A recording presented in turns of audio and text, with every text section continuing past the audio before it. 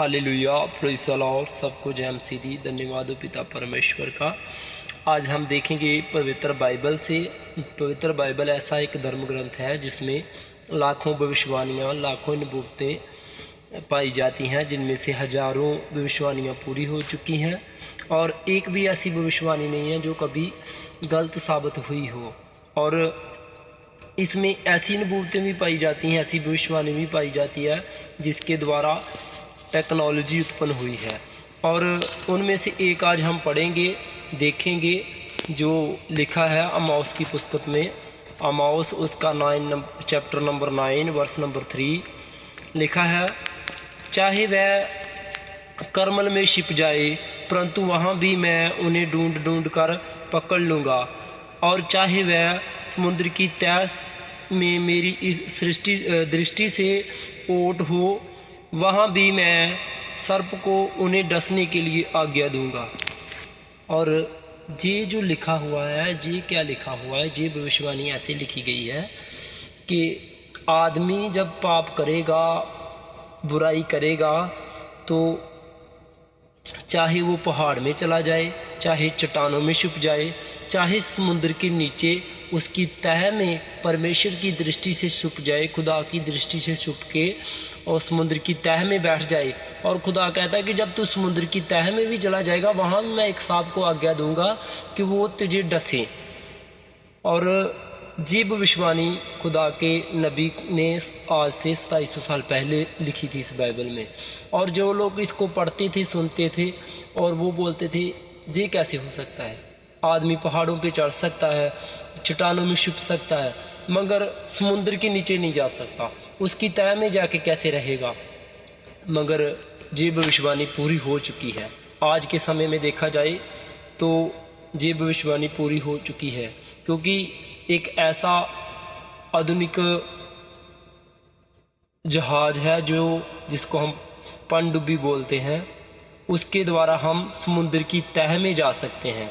और आज की टेक्नोलॉजी के द्वारा जो बनाई गई पनडुब्बी है, वो समुद्र की गहराई में हज़ारों फीट नीचे चली जाती है। और जब इसकी खोज हुई थी आज से 400-500 साल पहले हुई थी। 1578 में एक व्यक्ति ने जब ये भविष्यवाणी को पढ़ा था, और पढ़ने के बाद उसने खोज करना शुरू कर दिया। और उसने खोज किया था 1578 में, और उसने क्या किया, जब खोज किया, पढ़ा, और उसके बाद उसने एक पुस्तक लिख दी। और उस सारा पुस्तक में जो इसका मटेरियल था, जो इसका डिज़ाइन था, सारा एक पुस्तक में दर्ज कर दिया।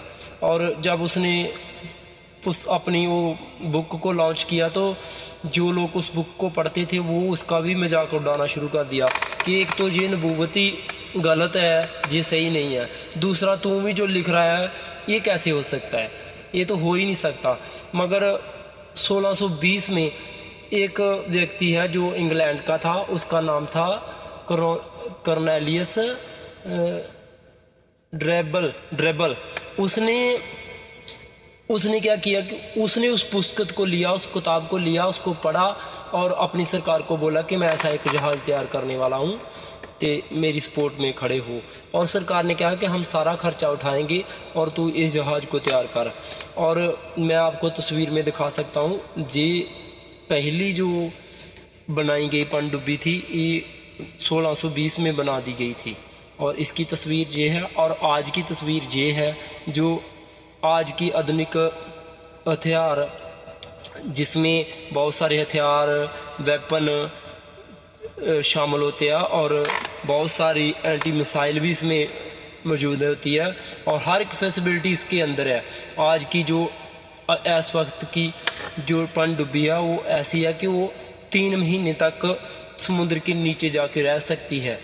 और उसको आज की जल सेना के लिए इस्तेमाल किया जाता है। जिन देशों के बॉर्डर जो है समुद्र के पास लगते हैं, वो देश जड़े हैं अपने लिए ये पनडुब्बी का इस्तेमाल करते हैं और पनडुब्बी के द्वारा जो जल सेना है वो पानी के नीचे रहती है। जब वैरी देश, दूसरा देश उस पर हमला करने आता है तो वो वहाँ उसको ट्रेस करके उसको अपने एंटी मिसाइल से उसको उड़ा सकते हैं, उसके शिप को, उसके जहाज़ को, किसी भी तरीके से। क्योंकि जब कोई समुद्र से हमला करने आएगा तो तब वो अपने जो उसके अंदर पनडुब्बी के अंदर सेना होगी वो उन पर अटैक कर देगी।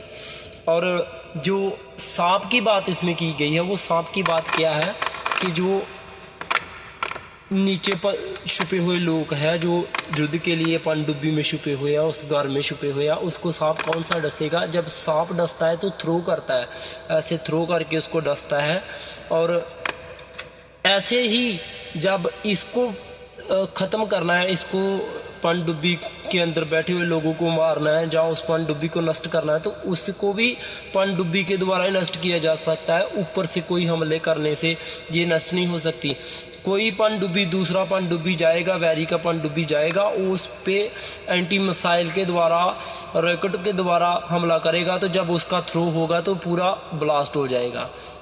ये भविष्यवाणी जो इसमें दर्ज की गई है आज के युग में पूरी हो चुकी है, क्योंकि बाइबल भविष्यवाणियों से भरी हुई पुस्तक है और बहुत सारी टेक्नोलॉजी इस बाइबल में छुपाई गई है।